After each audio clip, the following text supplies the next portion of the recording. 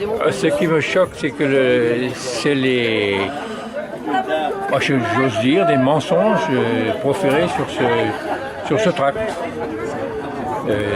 Ils ne l'ont pas consulté,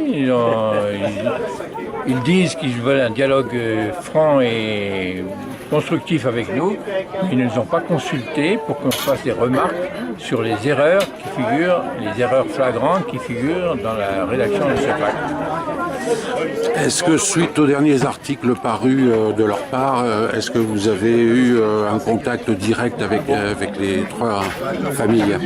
Alors, on a eu un échange de correspondance, mais ils s'en tiennent mordicus à une interprétation des faits qui est absolument inacceptable. En particulier, ce qui est choquant de leur part, c'est qu'ils ne reconnaissent pas que l'arrêt de la Cour d'appel de Nantes parlait, peut-être pas d'une manière complètement explicite, mais parlait quand même de Saint-Efflamme, qu'ils qualifiaient de lieu-dit et non pas de village, et donc par conséquent, et qui était éloigné du bourg de l'agglomération de 3 km, et donc par conséquent, leur terrain était manifestement non constructible.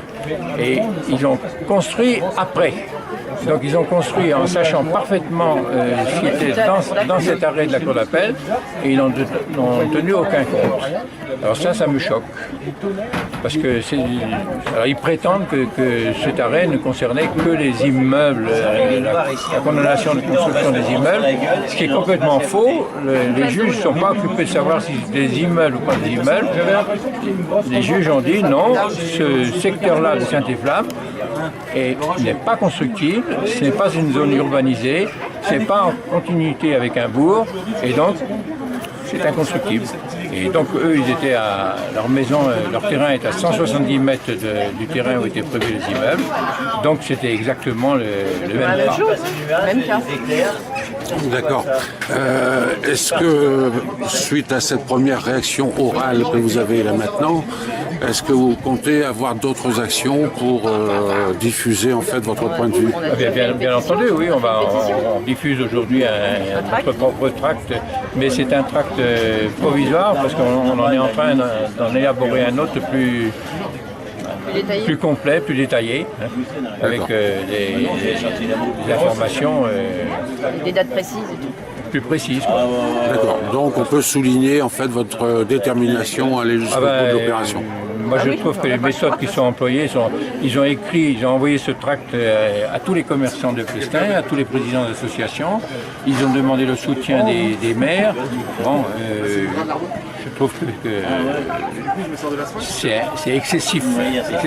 Et je fais remarquer d'ailleurs que dans ce tract, ils ne demandent pas justice. Ils ne demandent pas justice.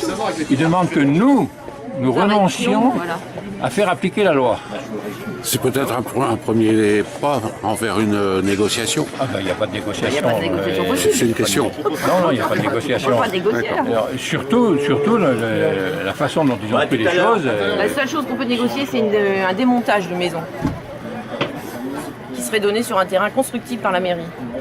Là, à la rigueur, on serait partant. Oui. Ce qui serait normal d'ailleurs, parce qu'ils ont été aussi... Pourquoi est-ce qu'on dit ça? Parce que quand il y a eu le référé, leur avocat a donné comme argument que leur maison était entièrement démontable. Donc il n'y avait aucun caractère définitif à la construction, et donc ils pouvaient démonter, et ils démontent.